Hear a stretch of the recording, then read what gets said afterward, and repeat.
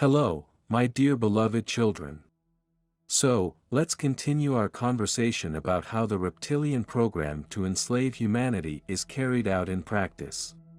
At the end of the 19th and the beginning of the 20th centuries, advanced technologies received unprecedented development, and this was due to the fact that the appetites of reptilians were growing and it was no longer enough for them to achieve what they had achieved, transforming people's consciousness to the level of an obedient gray mass of consumers of material goods.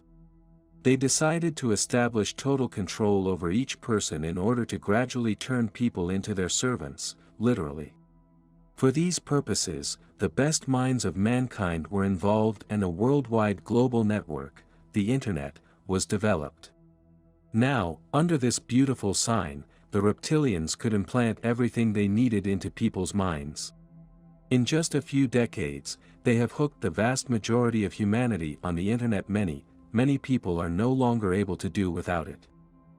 But the reptilians went even further, creating social networks that made it possible to track the every move of gullible users, having all their personal data at their disposal. Unbeknownst to them, millions of people around the world have fallen into a web woven by the upper caste of reptilians. Driven by a variety of feelings, people post various information about their lives, their families, their movements around the world, photos of their relatives and friends on their social media pages. For many, it has become a way of life, an escape from reality, a way to assert themselves.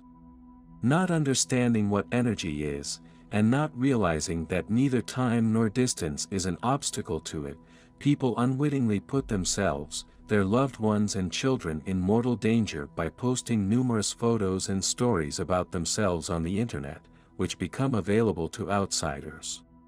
And when, inexplicably, they begin to have health problems, their personal life or career collapses, their children get sick, they do not realize that they have become victims of other people's envious glances, which radiate streams of negative energy to them.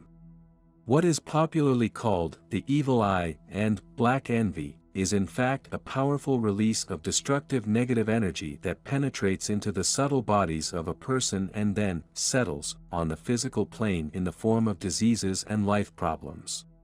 It is social networks that have become a constant source of nutrition for reptilians, who are well aware of all human weaknesses and play on the naivety and gullibility of some and on the pride and envy of others.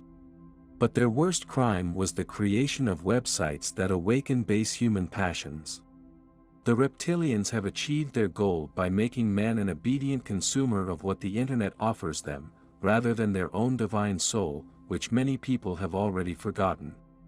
That's what we're going to focus on today. Hello, my dear beloved children.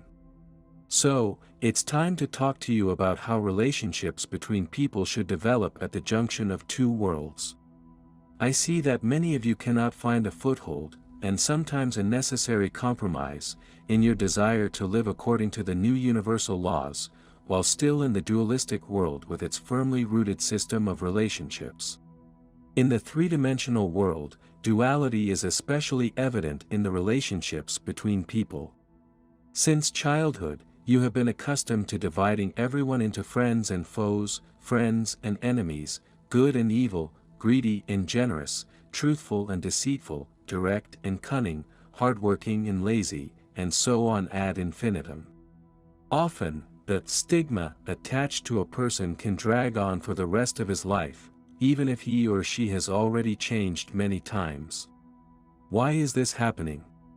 First of all, because a person is accustomed to evaluating and judging others based on his attitude and vision of the situation. You often say that everyone judges for themselves. And in the three-dimensional world, this is indeed the case. This is where duality comes from. Anyone who is not like you is at least perplexing, but more often than not, judgmental. From this, misunderstandings are gradually born, often escalating into conflicts.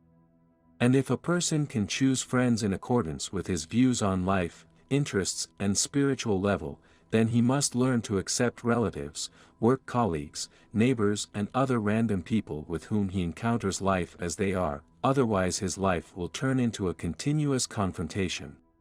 This is what happens most often in the dual world. But any confrontation is a dead end, because aggression and irritation can only give rise to the same emotions. So what do you do, for example, in a difficult conflict situation? How do you behave with dignity in order to resolve it for the highest good of all? First of all, under no circumstances should you take sides, remaining a neutral observer. This will allow you to objectively assess the situation and make the right decision in the interests of all parties. Secondly, we should try to see behind the external manifestations of the conflict their deep, original cause. How can this be done? Very simple. After talking to each participant, identify the keyword that they use most often. Paradoxically, a person is almost always dissatisfied with what is his own fault. It is as if life throws wood on the fire of human passions, confronting people in such a way that they see what they need to change in themselves. This is how the law of reflection and the law of cause and effect manifest themselves on the physical plane. All this is done with the sole purpose of making sure that the person goes through all the lessons planned by his soul as soon as possible, so every situation and every person you meet is not accidental. And if in a difficult situation you correctly determine what torments and worries each of the conflicting parties, it will be easier for you to find a way out of it. That's what we're going to focus on today. Hello, my dear beloved children. So, let's continue talking about how you should behave in a conflict situation from the position of a person of the fifth dimension. Once you've identified the root cause of this conflict, the third thing you need to do is determine if it's your fault in the whole affair.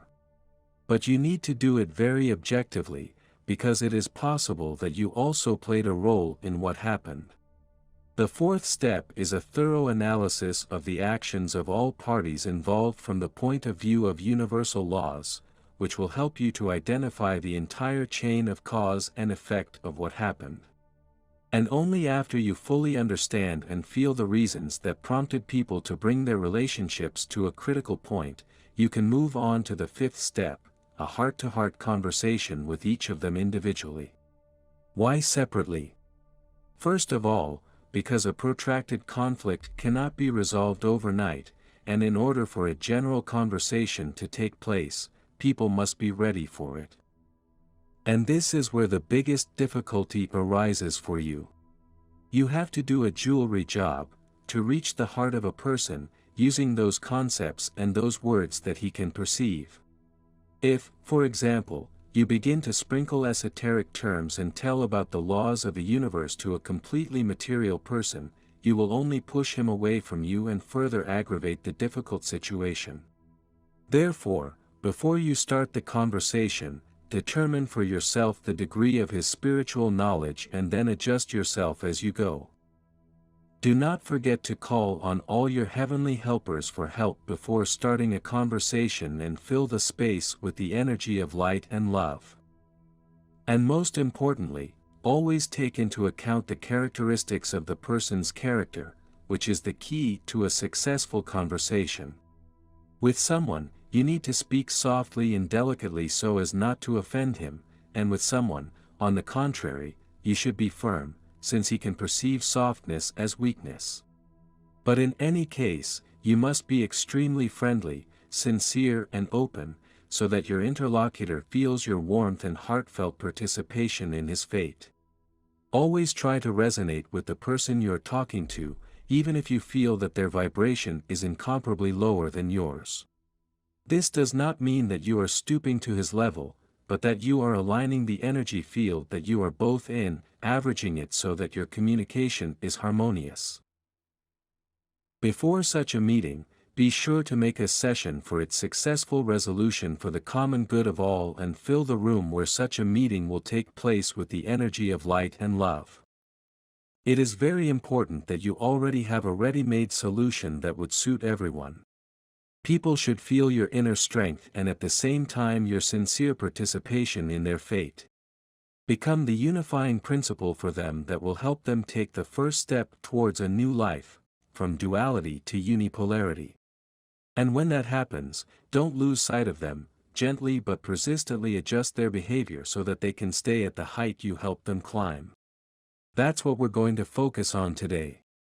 The Father Absolute, who loves you immensely, has spoken to you.